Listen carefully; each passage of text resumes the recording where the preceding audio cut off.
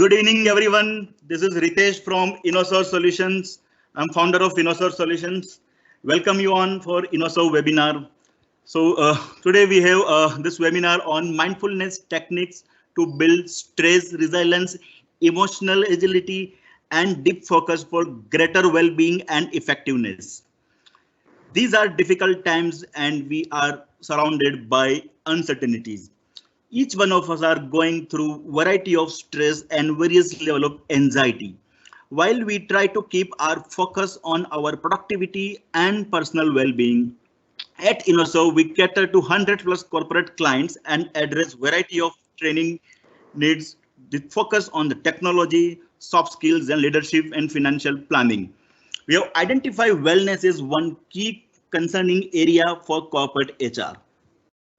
We have noted growing number if inquiries from variety of corporate asking for solutions to help employees deal with three kind of wellness: mental wellness, physical wellness, and financial wellness. We have launched several initiatives to build awareness in these areas. Before I hand over to our mindfulness expert, Mr. Sopan Semaliji, let me take a moment to apprise you all about our upcoming community initiative called Digital HR. The HR operations are increasingly subject to various digital interventions to enhance overall efficiency and productivity of our HR teams. It's important to learn and know about the best practices, tools, and techniques evolving by the day. The digital HR will cater to those needs. All of you will be placed to the WhatsApp group of digital HR and mailing list of digital HR. You may send us the message in case you don't want to opt out for these initiatives. Okay, without taking my more time, let me introduce Mr. Sopan Simaliji. So Sopan Simaliji is here and he is our mindful expert, and today he'll be taking these sessions on mindfulness, where he will be mainly talking about the stress, anxiety. He is basically a thought leader on mindfulness at workplace and comes with a rich experience in the field of leadership and cultural transformations.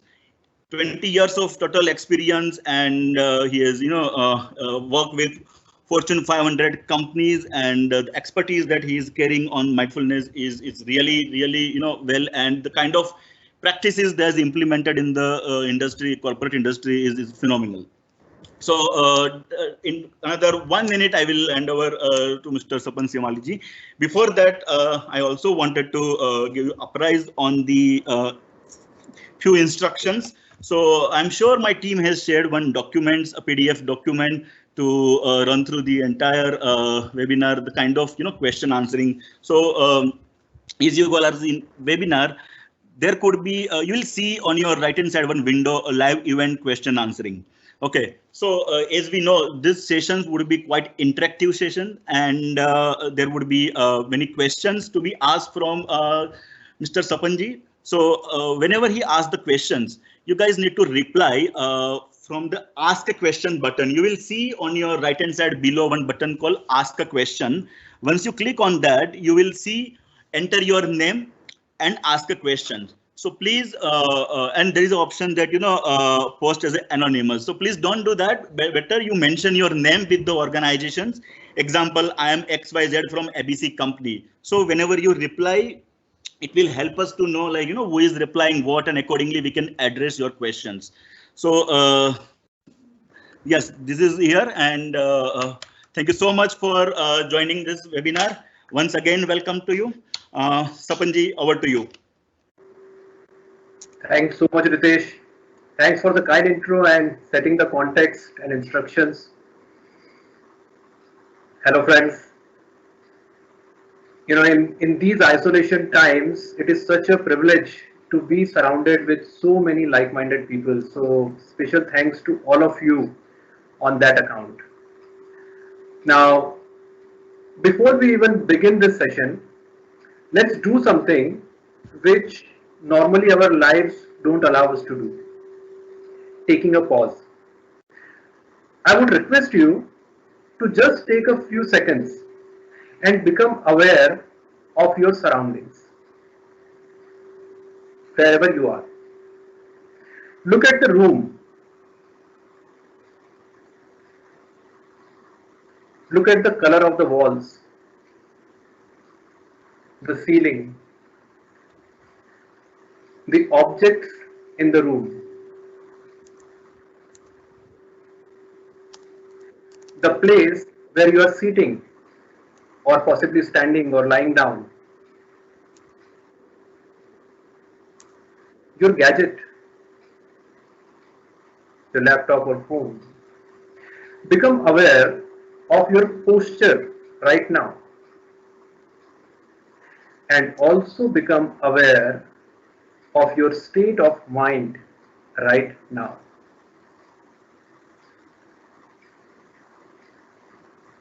Thank you. Thank you so much. This was just to bring all our distracted minds into this present setting. Yeah. You see, this session is going to be interactive, experiential, and bit unconventional. And I would really request if it would be really great if you can avoid any type of multitasking during these 45 minutes. Believe me, by the end of the session, you will appreciate the reason behind it even more. Okay. One more important thing. This session is not about giving you some calm feeling or nirvana feeling. Okay. This session, it's nice to get those feelings with a quick mindfulness practice, but it's very short-lived. We are not here for a sprint. We are here to begin a marathon with a strong foundation, with an absolutely objective understanding of how exactly mindfulness works, specifically in the context of our well-being, our effectiveness. Yeah. So talking about well-being and effectiveness, let's talk about its two biggest enemies and distraction. I think in the current times we have plenty of both. Yeah. I think what started with a very small microorganism has now spilled over to a complete big crisis, full-blown crisis on human life as well as on the economy. The turbulence that it has created turbulence inside our mind, and it has affected our productivity, our focus completely. But it also gives us an opportunity to examine our own coping mechanism with these situations and possibly an opportunity to develop these, isn't it? I mean, look at it. Stress and distractions are not new for us. The current situation has just amplified these. So stress already kills millions of people every year by accelerating some of the life-threatening diseases. In US alone, 1,20,000 people die every year in workplaces because of the work-related stress. Can you imagine? Closer home, we recently, I think a month back, 15 days back, I think we had a very senior executive in an IT firm. He collapsed in the midst of a presentation, a massive heart attack. Apparently, he was under huge delivery pressures for work from home projects. Now, we might think that our situation is not as bad. That's right.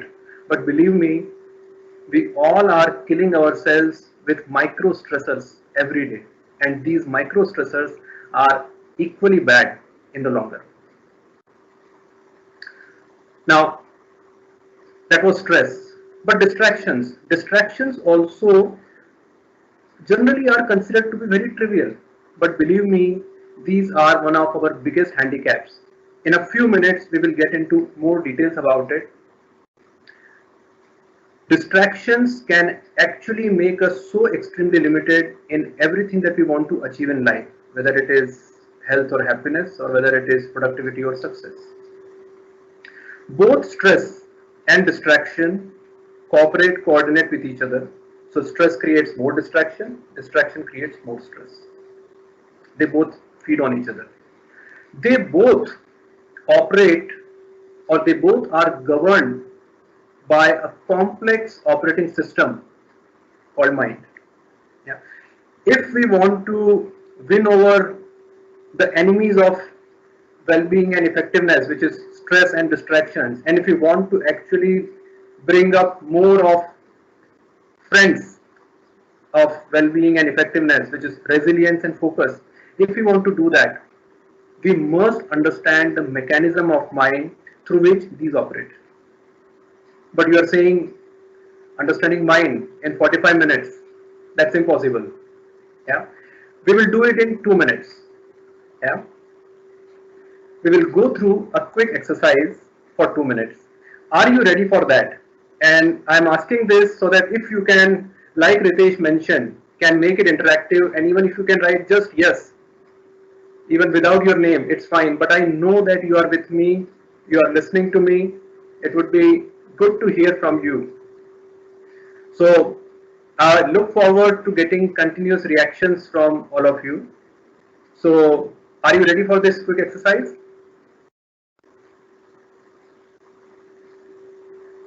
Okay, a few yes, I guess. And rest of you are also ready for it. Okay, great. Thank you so much. I have already started getting many yes. Thank you so much. Yeah. So how are we going to understand mind in 2 minutes? Okay. I'm going to set a timer for 2 minutes. As I say start, you will close your eyes and start observing what's happening inside your mind. That's it. You just close your eyes and observe what's happening inside, what my mind is doing right now for these 2 minutes. That's it. Please don't try to control it, don't try to shut it down, or don't try to pacify, nothing. Just be a neutral observer. That's it. Okay? So I'm putting the timer. Please close your eyes and your time starts now.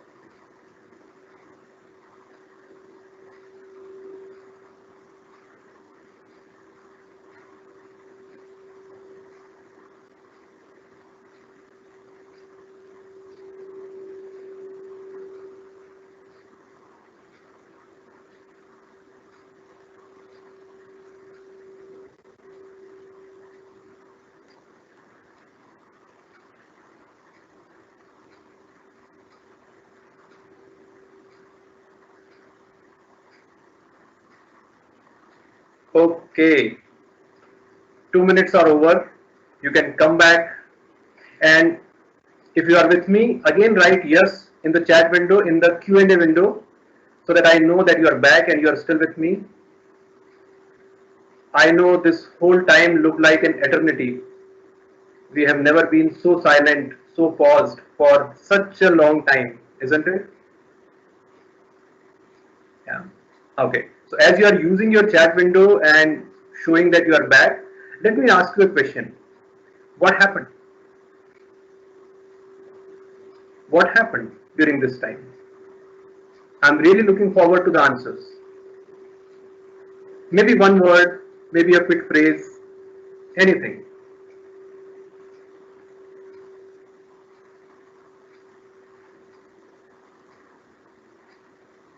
I guess there is a bit lag in the chat, but yes, I'm getting so I have started getting a lot of yes, and I think now I should be getting what happened.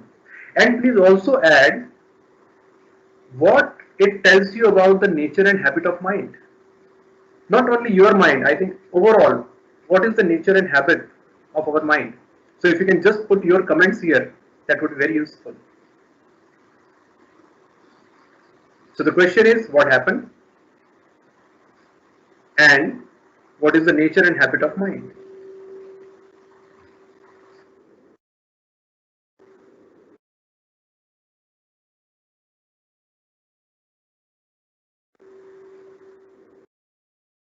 Very nice. Thinking, too many thoughts, too many questions, wondering, new silent world. Thoughts were coming, lot of things were going on in the mind. Heard the clock, lot of thoughts. I'm just reading out because I think you don't have the access to these things. Okay, many things creeped in, a lot of things, lot of thoughts. So I'm sure you all went through very different level of experiences. There's no doubt about it. One of the major things is you got a lot of thoughts. Some of you might have felt sleepy.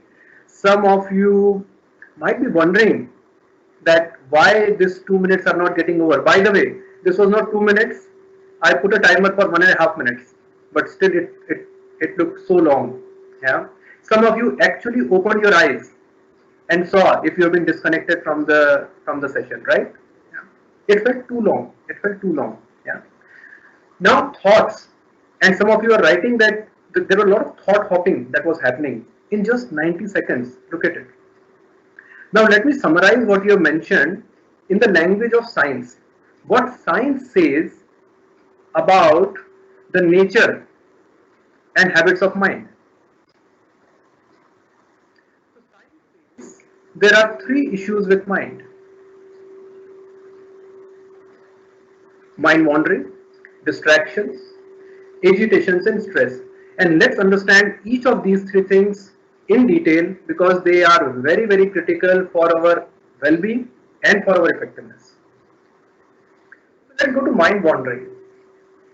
Now, mind wandering is a state when I am physically here, but my mind has gone somewhere else without me being aware of it. Now, interesting part is when I am when my mind is wandering, I can be manually active, but intellectually I'm zero. Question to you: how much percentage of the time do you think our mind wanders? You just experienced it. Yeah. How much percentage of our time does our mind wander generally? An approximate guess. And you can write that in the chat window. I'm looking at it. So chat window in the sense, ask a question. So click ask a question and start sharing. What's your thought? What percentage of time our mind wanders?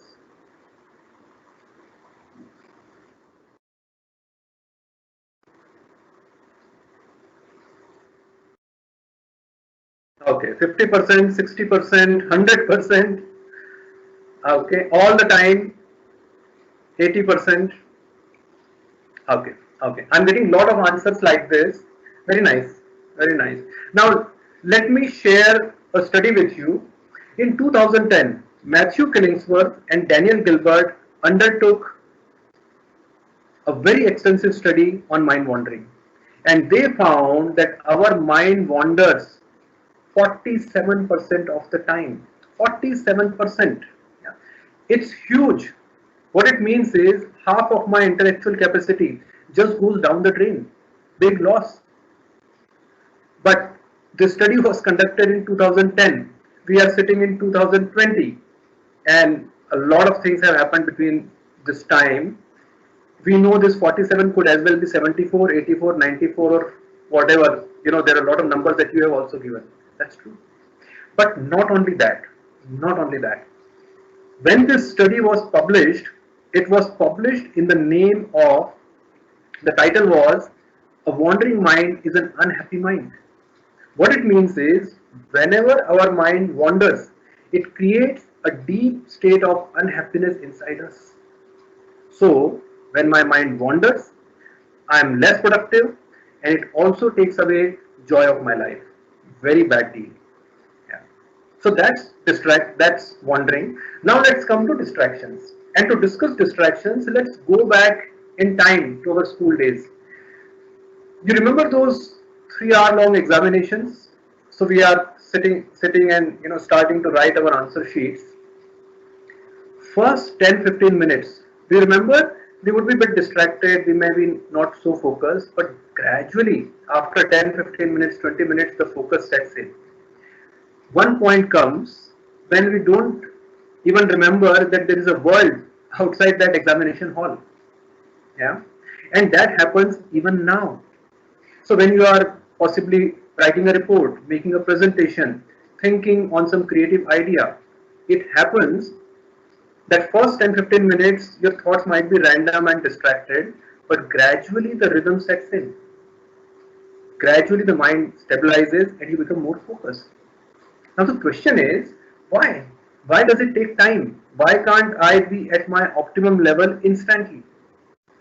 The reason is our mind is in constant commotion. Our mind is in constant turbulence all the time. So, whenever we begin to focus on one thing, the mind starts to stabilize. The mind starts to get more focused. The mind starts to get more deep. Focus more deep, more stable. And as it goes deeper and deeper, productivity comes, creativity comes, ideas come. And you might have known about the book called Flow by Mihai Csikszentmihalyi. He says, as we go even deeper, the state of flow comes where we can do even magical things. And it's a psychological book. I think you all should read it. Now, this is the state which comes when we are in those deep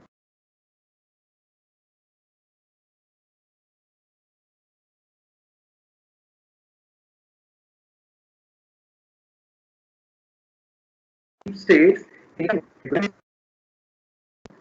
If if our mind is not getting that stability time, we are not able to achieve those states. Now, let's find out what happens with us. And my request to you is, please tell me, how frequently do we get distracted? How frequently do we get distracted? I am waiting for the answers now. On an average, very generally, how frequently do we get distracted?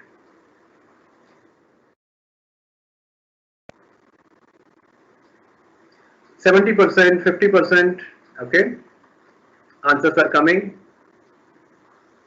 Okay, how frequently? How frequently do we get distracted? Some people are saying almost all the time, very frequently, every 3 minutes, every 2 minutes. Yeah, that's right. Every 12 minutes, we check our phone. Not only that, you would be surprised to know we get distracted every 40 seconds. Every 40 seconds when we are sitting in front of our computer. When we are sitting in front of our computer, we get distracted every 40 seconds. Now we were talking about those deep work, those deep levels, and here we are when we are getting distracted every 40 seconds. We just don't reach those levels. Imagine what's happening. So we are here and we are trying to get focused, do some deep work, do some good work, get some productivity and creativity. But here we are, and distraction, and distraction, and distraction. We are continuously getting distracted and never able to go into those levels. We are possibly operating at 1% capacity. Possibly, we don't know. We don't have any quantitative measure for it. Okay? And this is not some hypothetical 10%. Einstein uses 10% capacity, I use 5% capacity. No, not like that. It's the real 100% potential which is available to me right now, and I am not using it. It's just getting drained out. What a waste of great human potential. Distraction is dangerous. So here it is, distraction. We just spoke about wandering. Now let's come to the third component, which is agitation and stress. Our minds are very insecure. So our mind and body evolved for survival, and rightly so. I mean, if we are not alive, then nothing else matters. So everything else, so survival takes precedence over everything else. We have a very strong negativity bias. It's because of that. You see, someone would do hundreds of good things, but we will forget it if we have one bad experience with that person. How strange is it, isn't it? Negative news immediately get our attention, but positive news, not so much. Negativity bias, but it's survival instinct. The problem is, it has gone to such insane levels. Our mind has become so super sensitive that we are doing some weird things. Take an example. You're driving your car in huge traffic. Oh my God, it's a big dream wish list, forgotten ability to do that right now. Okay, but imagine that you are driving, or recall a time when you were driving your car in huge traffic and somebody dangerously overtakes you. You get angry and recall how does your body react. Do you remember? Your fist clench, your teeth, you're gritting your teeth. You're almost ready to attack. What is this? Are we an animal who is going to use the claws and jaws and tear someone apart? That type of reaction would be justified and possibly useful thousands, millions of years ago in jungles. But our mind is still responding in the same way. Psychologists say that it's a new body and the old mind. This old mind is also called as amygdala. Many of you would have heard. Amygdala is that small part inside our brain which triggers emotional reactions and stress whenever there is a perception of danger. And many times these reactions are very unreasonable. Okay. Interestingly, amygdala operates on autopilot system, and in order to protect us, it becomes super sensitive, super active when we are not aware, when we are not alert, when we are sort of half sleepy, wandering, distracted. It becomes super active, and then it can make us do things which we would regret later. Happens with us, I think, all the time. The only way to balance out the reactions from amygdala is to bring awareness and alertness. As we bring more awareness and alertness, it strengthens prefrontal cortex, the part of the brain which is just at the frontal side. More strong prefrontal cortex is, more balanced our responses are, because it has greater control over amygdala. But look at us. With our wandering and distracted mind, we hardly are aware and alert in the moment. And we know the consequences. You look at mood swings, you look at violent behaviors, it is all because of this. So, our mind wanders, our mind gets distracted, and our mind gets stressed out, agitated. And as it does that, it takes away our health, our happiness, our success, our relationships. And unfortunately, it does not happen in some sporadic episodes. This happens all the time. As you just said, 80%, 90%, 100% of the time. 100% of the time, 90% of the time, our mind wanders, distracted, agitated. This type of living is almost becoming our destiny, the way of life, the way of mind. It's bad for us. Bad is a very moderate term to use. It's bad for us, it's bad for our people, it's bad for the world overall. So the question is, what should we do? Is there an alternative mode of operating this precious machinery, this complex mechanism? Let's find out. So we will go for another exercise, another eye closing exercise together. And it had been a bit of monologue, so I would request you, if you are ready for this exercise, you can type yes in the chat window very quickly so I know that you are with me. and we are going to be ready for this exercise. A very quick yes will really help me. Thank you so much. You have been so participative, so much you are responding. Really happy to see that. A quick yes from you.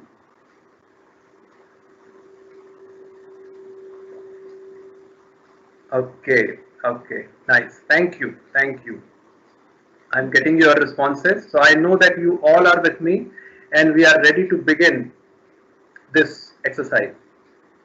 Okay. Okay, so let's start. This is also an eye closing exercise. So I would request you to close your eyes now.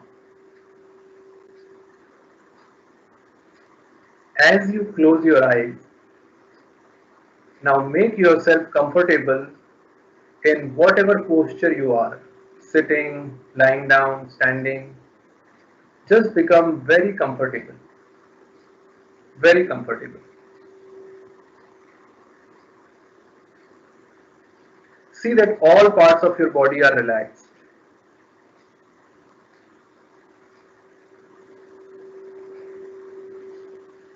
Look at your legs. Are your legs very comfortably placed, or do you want to move them a bit and make them more comfortable?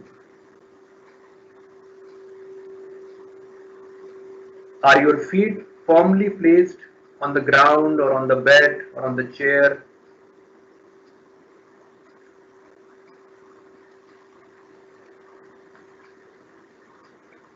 Check your back and neck. Is your back straight? Is your neck straight?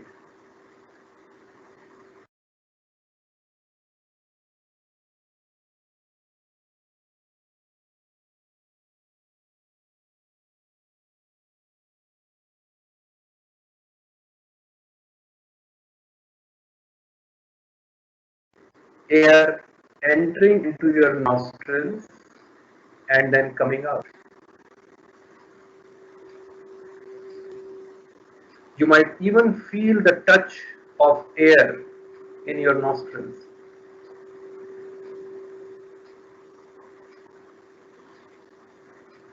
You might feel and experience the air going inside through the windpipe, through the lungs, entering the oxygen spreading out in the whole body.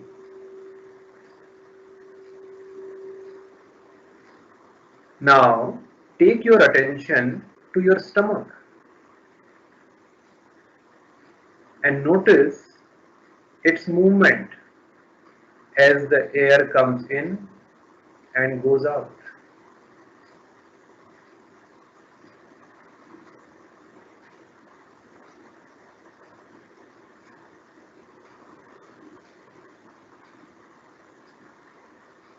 At this point, let's take our attention to our feet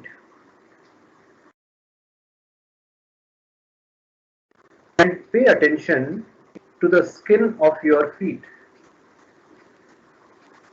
How does the touch of footwear or ground or bed feels on the skin of the feet?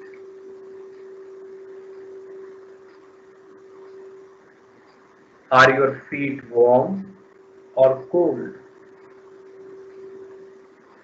Are they sweating?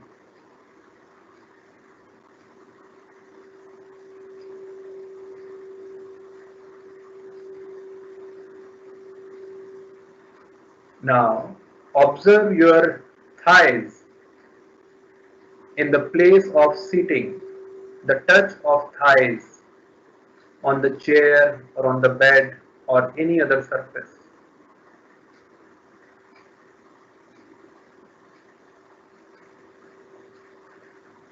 Let's go to our back now.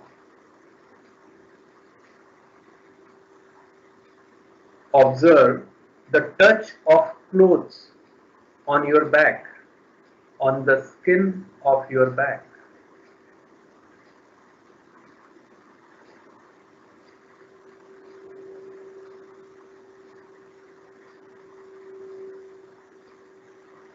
At this point, let's take our attention to the sounds around, sounds inside your room or sounds that may be coming from far. Don't try to search, rather, just become aware of any sound that enters your ears right now.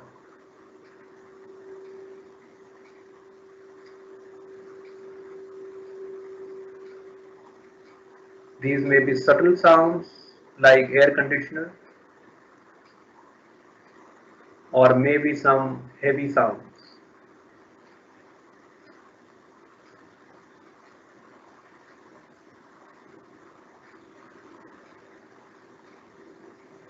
Now, let's bring our focus back to our body.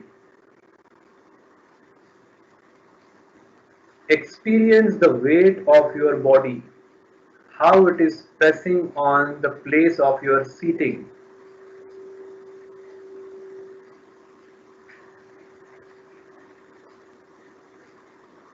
Very slowly, take your attention to your breathing, the natural flow of breathing.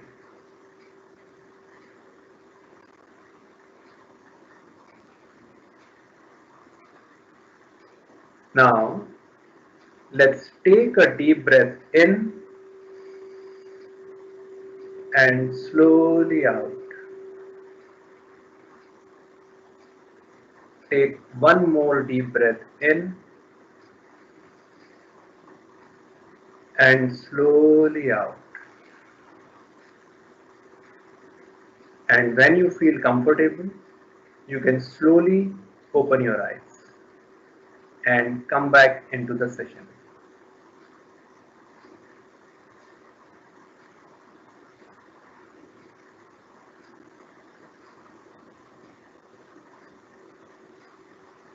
As you come back in the session, I am waiting for your yes.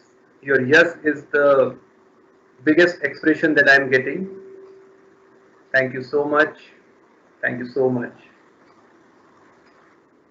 Now, as you are coming back, I would also request you to reflect on how are you feeling.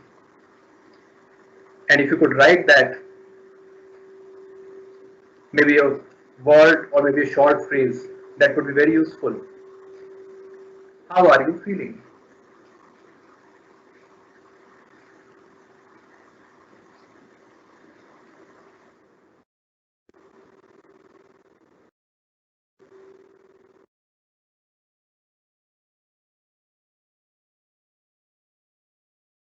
Okay, I have got a lot of years and I am now getting some of the responses. Felt great.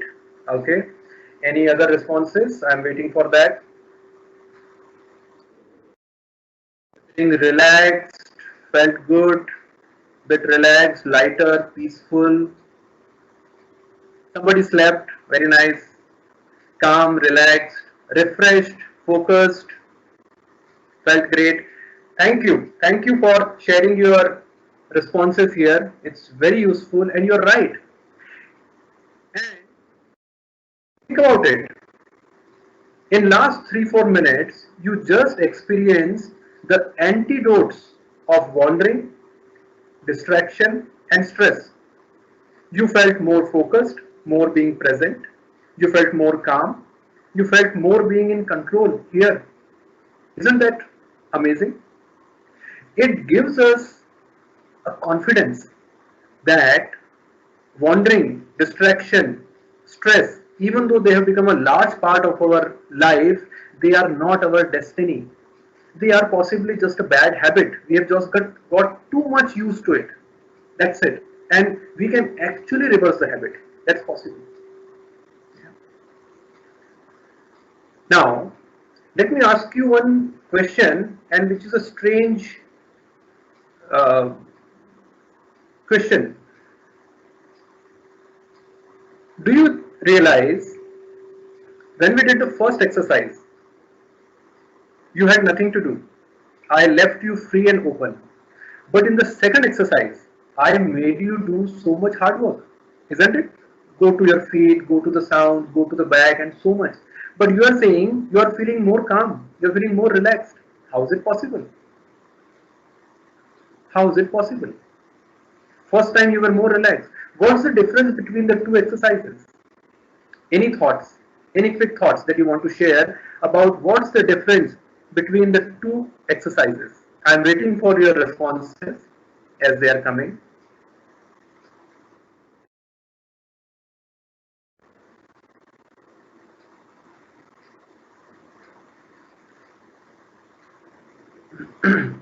Many of you say it was guided, there was no distraction.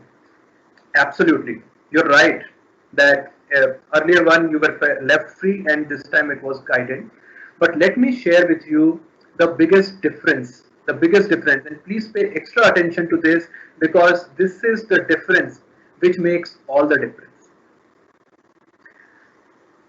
Consider our mind to be a kid, a very naughty kid.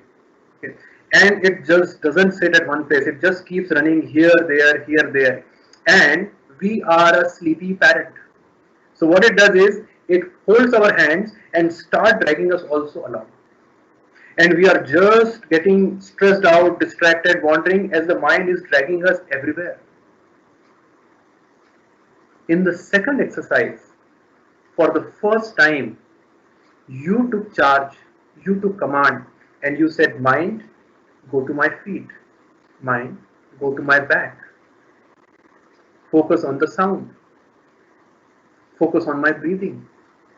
You were centered, you were present, and you were directing the mind and attention into the desired spaces, rather than it unconsciously dragging you here and there. And as it does that, we become more calm, more resilient, more controlled. Isn't it amazing? But that's what the whole difference is. The difference is whether we are being dragged or whether we are present here. The presence, the awareness in this moment creates the whole difference. It creates the whole difference between a wandering, distracted, stressed out mind and a focused, resilient, effective, creative mind. What a big difference by just being simply present here and now. The exercise that we just went through was a quick glimpse of mindfulness. Mindfulness is nothing but an attention training technique where we bring our attention to the present task. So we bring the attention, sustain it, deepen it. We bring the attention because our attention is always scattered. We bring it here, sustain it, deepen it. Bring it here, sustain it, deepen it. This whole process, as per science, as science says, it creates magic. So many things. So for example, our oxytocin levels and serotonin levels rise as we do mindfulness. Okay, it's not just feel good, it's chemically changing us. Oxytocin and serotonin are very important for our happiness and also for our blood pressure and heart health. As we do mindfulness, cortisol levels go down. Cortisol is the stress chemical. More cortisol, more stress. And then there are so much research around mindfulness enhancing productivity, creativity, leadership, memory, and a lot more. There are more than 10,000 research papers around this, and I don't want to make you believe on this. Rather, my suggestion is you go back and do your own research around this. But let's do something now also. Let's do a quick quiz. Are you game for a quick quiz? Shall we start? Okay, okay. So now this is an open book quiz. So you can use Dr. Google for that, but please remember your phone should not drag you into something else. Use the phone only for getting the question answered. Okay. So I am asking you question. It's a multiple choice question. And the first question is here about the earliest institutions which scientifically studied and researched mindfulness. And you have again your window open where you can answer the question, which option do you think is right, or which option do you see by your own research is right?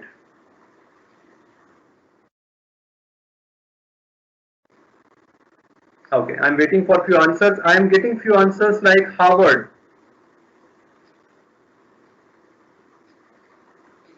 Okay, as you are researching, you would find that Harvard finds the prominent place in mindfulness research, extensive research. If you search for mindfulness and HBR, you will get so many leadership articles. But let me tell you the answer. The answer is MIT. 50 years ago, MIT for the first time conducted RCT, random control test, and they segregated the two groups for stress. So one group used stress mindfulness based methodology, another group used the standard stress control method, and they found a huge difference. They found mindfulness is so effective in stress. And after that, then there were so many research papers, now 10,000 research papers on all the domains. I mean, you talk about mental health, you talk about education, sports, family, workplace, leadership, every place mindfulness is making an impact, a highly researched subject. Okay. Now, in the interest of time, I'm going a bit faster. Sorry for that. I know that you would require more time, but as the time is less, I'm going a bit faster. And so here is the next question for you. The company which actually pioneered the adoption of mindfulness amongst corporates. And I'm again waiting for your answers.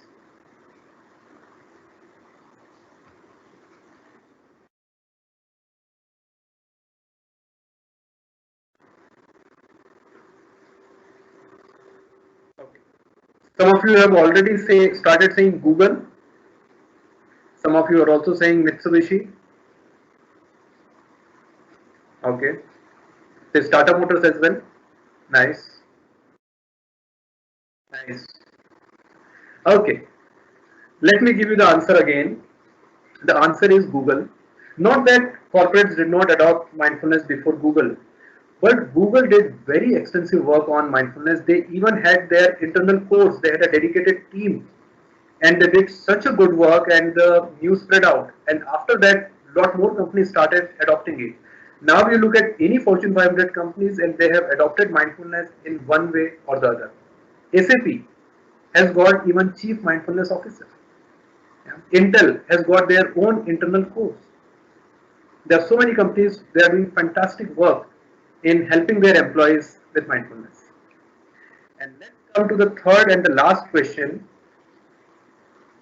And here we are talking about what research is talking about. We are not talking about our gut feeling. We are talking about what research definitely says that this is where mindfulness helps. And let me again hear back your answers on this. I want to thank you all for such amazing participation.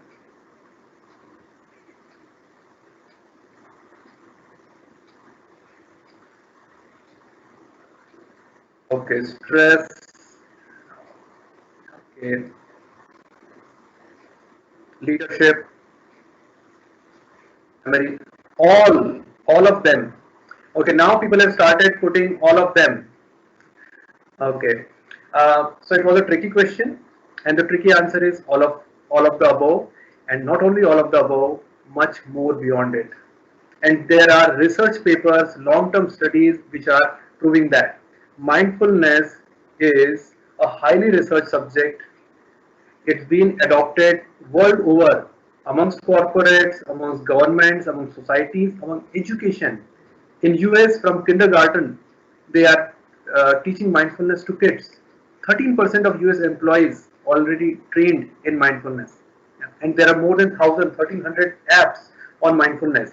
And if you look at the research, mindfulness can help from our happiness to anxiety to stress to productivity to emotional intelligence. It looks like too much of claims, and I still say Don't believe on this person, rather do your own research and find out what's right, what's not. Yeah. But now, if we assume and if we consider that there is a possibility and looks like mindfulness is possibly good, it may not be as good as possibly this person is saying, but even if it is good and it makes sense to bring our consciousness, our awareness in the present moment and be aware and alert. The question is, how do we build mindfulness in our life? How do we actually incorporate the benefits in our life? So, two quick suggestions, two quick techniques to you. The first one is go to your mindful gym. If you have to build your muscles, you go to a gym. If you have to build your attention muscles, go to mindful gym. What is mindful gym? A very similar exercise that we did in the second exercise today. So there is an audio guiding you to bring your attention and sustain it here. Just use any audio. You have so many apps. Even if you tell Google or Alexa, they will give you some mindfulness exercise. Most of good exercises are in Western context. So we have also created audios which we license to the organizations. If you would need, I can share a 15-minute audio with you. You can write to InnoServe or you can write to Monk at Work and we will share that audio with you. That's one. Second, mindful awareness. Okay, so at the first level, we are building our capacity, we are strengthening our attention muscles by using that audio. Use that audio for 5 minutes, 10 minutes, 15 minutes, whatever time is suitable for you. You can do it every day, if not every day, thrice a week, twice a week, once a week, whatever you can do. Okay, please do that. Mindful awareness. Now, whenever you are feeling stressed out or whenever you are feeling agitated, angry, sad, any type of uncomfortable feelings, just remind yourself to become aware of your surroundings or become aware of your breathing. Maybe for 30 seconds, not more than that. So the turbulence that is created in the mind, it will get little bit calmed down. So if you can begin with these two, I'm not saying that these two are like the perfect and you will become perfectly mindful quickly. No, these are just the beginning and we are all beginners. So we need that basic practice. So if you start beginning with this, I'm sure you can go a long way. Yeah. So, okay, as we are coming to the close of this session, just want to share that mindfulness, we consider mindfulness as a gift to us. And we feel that it's our responsibility to spread it out to as largest community as possible. We do a lot of social projects for the government departments, for the education, for the sports. These are three identified areas. Um, if you think that you have got something useful today, my request to you is please spread the word around. Please share the practice. If you get the audio, if you benefit from it, share it and help other people also to benefit from it. Talk about it. Do the practice together. Now, we might feel we are isolated, but actually we are now living with our families for so long time. What a great time to do mindfulness practice together. It could be a great bonding activity. We are suggesting a lot of organizations now to come on such platforms, online platforms, and do as a team, practice mindfulness together as a team. These are wonderful. These are wonderful opportunities for us to cope up in these times. You can create a social circle, but finally, the all change begins from you. So start your own practice. You know, human beings are the operating system of this world, and mind is the operating system of human beings. So imagine if more and more people become mindful, how peaceful, how resilient, how kind, how cohesive this whole world can be. And again, while we need a lot more mindful soldiers, the whole thing begins with us as individuals.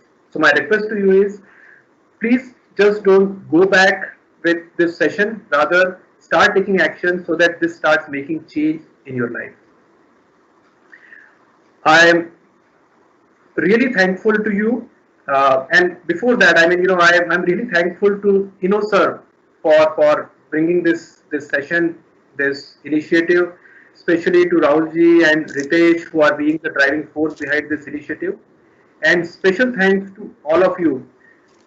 Webinar is such a limited medium as compared to face to face. We have so limited interactions. But by your participation, by your interaction, by your openness, I mean, you have made it so exciting. So very special thanks to all of you. I will be happy to answer any questions if there are any questions and if we have time left. Ritesh, any suggestions? Yeah, I think let's give this 5 minutes for question answers, and then after we'll end up. So please, I am available for next 5 minutes and Sure. happy.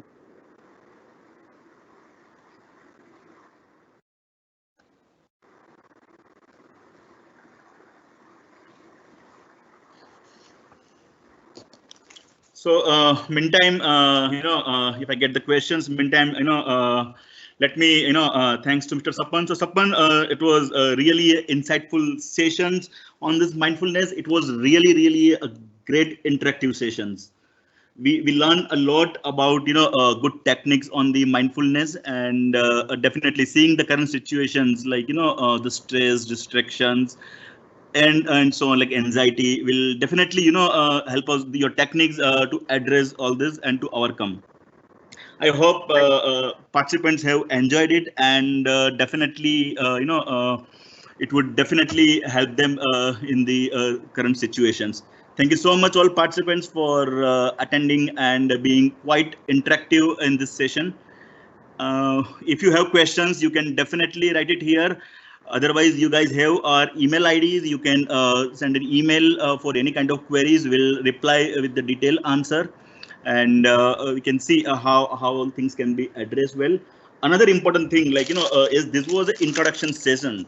We are planning to launch a series of mindfulness programs soon, and this would be quite interactive, with mix of counseling and one-on-one coaching basically. So that will be sharing soon those information, and that email IDs that you'll be having, so we'll share with you. And we'll be also planning to develop one WhatsApp group, as I mentioned in earlier, the digital HR, so you can also post your queries and questions there. Thank you so much, all of you. Thanks a lot. There are a few questions. Ritesh, do you have those questions? Would you like Yes, to? yes, I have questions. I'm just Sure.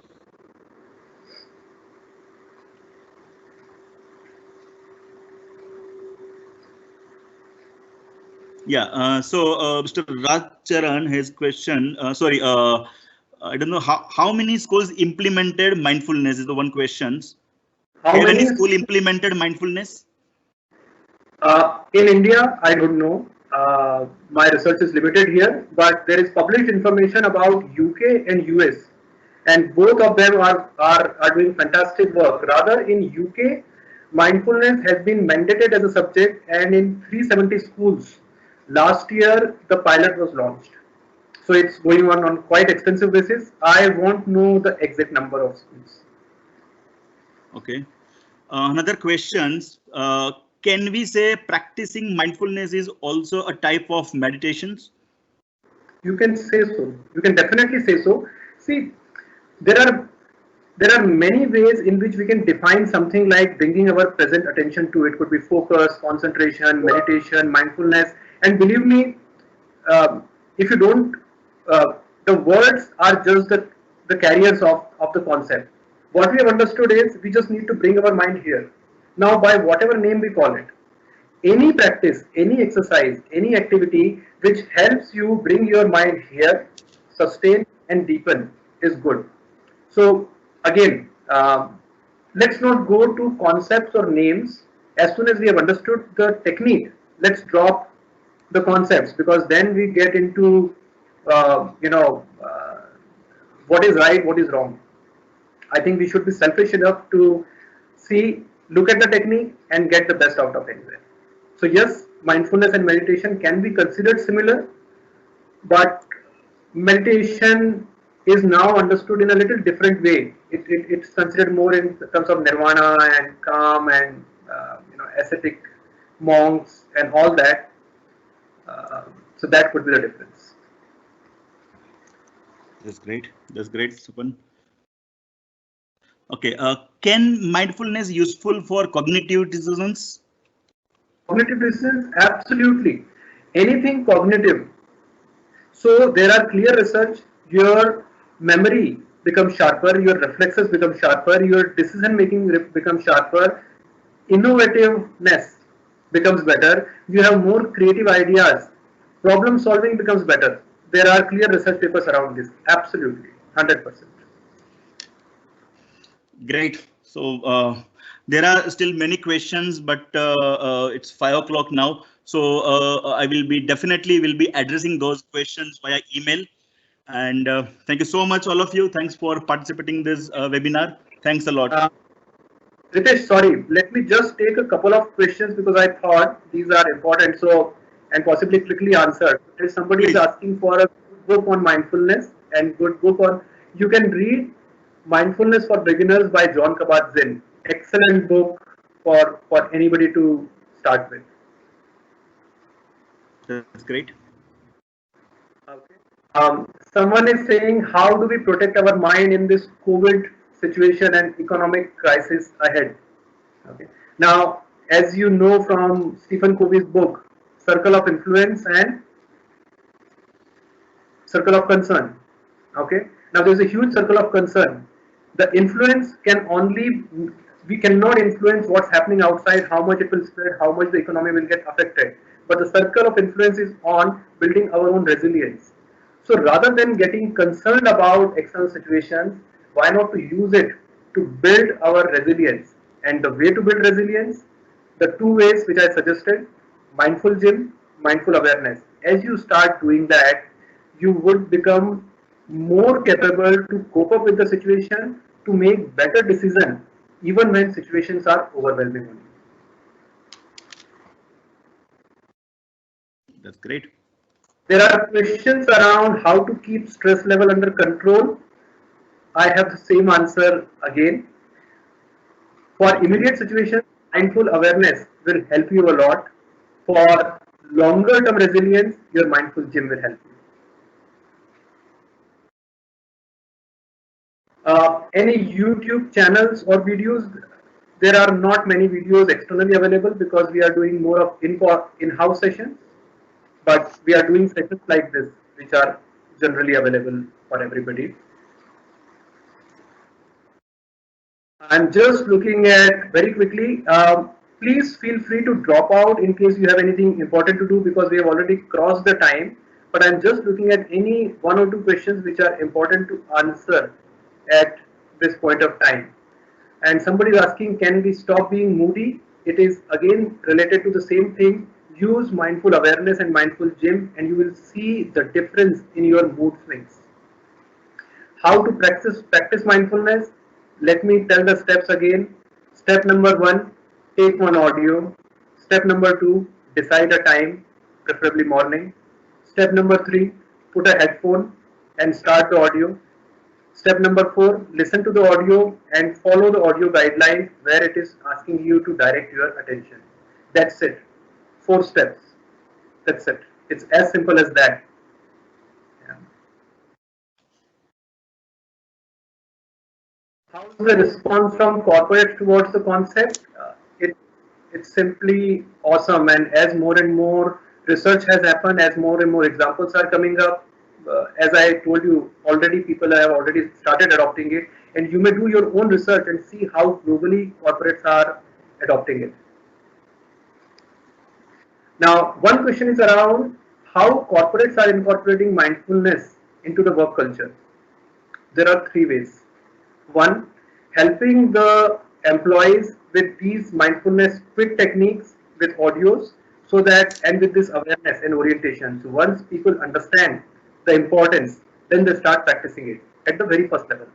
The second way is to now start using it for specific purposes. So for example, mindfulness based technique for stress reduction, mindfulness based technique for deep work, for creativity, mindfulness based technique for managing people, mindfulness based technique for cohesive and collaborative culture. We have, and there are programs around inclusion and diversity, around innovation, around gratitude, you name it, and there are mindfulness based techniques around those specific areas.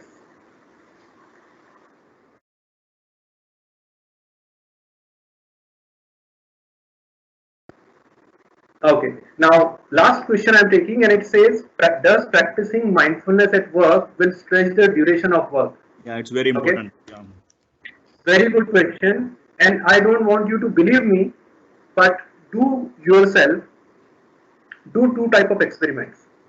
Once you be mindful and complete that work, and at another point of time, without being mindful, do it, you will see two differences. If you have done it rightly, in a mindful state, you will be more accurate, your quality will be higher, and you will take lesser time. While if you are not mindful, all the opposite will happen. But but believe me, when you are mindful, it seems as if we are taking too long. You remember those 90 seconds? Those 90 seconds felt like an hour. So when you are mindful, the time seems very long and you start feeling, oh my God, I'm spending too much time, which is not the case. But if you are distracted and wandering, you might spend an hour in many things and you might not realize how time is just fly without you being productive. Okay, so don't get afraid that being mindful means longer duration. No, being mindful only means that your perception of time has now become more aware and you have now more productive time available. Okay, so we stop here. Thank you so much for these wonderful questions. Thank you so much, Sapan. It was really useful and really insightful. Thank you all for participating it. Once again, thanks a lot. Thank you for joining this webinar. Thanks a lot. Bye bye. Stay safe, stay healthy.